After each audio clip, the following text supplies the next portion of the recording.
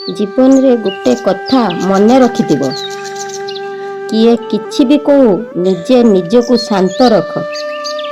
କାରଣ ଖରା ଯେତେ ବି ଟାଣ ହେଉନା କାହିଁକି, ସମୁଦ୍ରକୁ କେବେ ଶୁଖାଇ ପାରେ ନାହିଁ।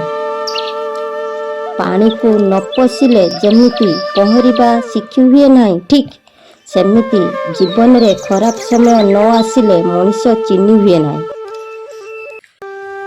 ପାଣି ଯେତେ ସଫା ହୋଇଥାଉ ନା କାହିଁକି, ଯଦି ପାଣି ରଖାଯାଉଥିବା ପାତ୍ର ସଫା ନଥାଏ ତେବେ ସେହି ପାଣିର ମୂଲ୍ୟ କିଛି ରହେନା।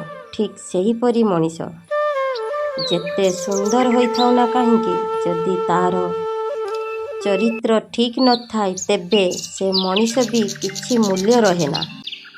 ଯେଉଁ ମଣିଷର ଭାବନା ଓ ଉଦ୍ଦେଶ୍ୟ ଭଲ ହୋଇଥାଏ, ତାକୁ ସାହାଯ୍ୟ କରିବା ପାଇଁ ଭଗବାନ କୌଣସି ନା କୌଣସି ରୂପରେ ନିଶ୍ଚିନ୍ତ ଆସିଥାନ୍ତି ମଣିଷଙ୍କୁ ସୁଧାରିବା ପାଇଁ।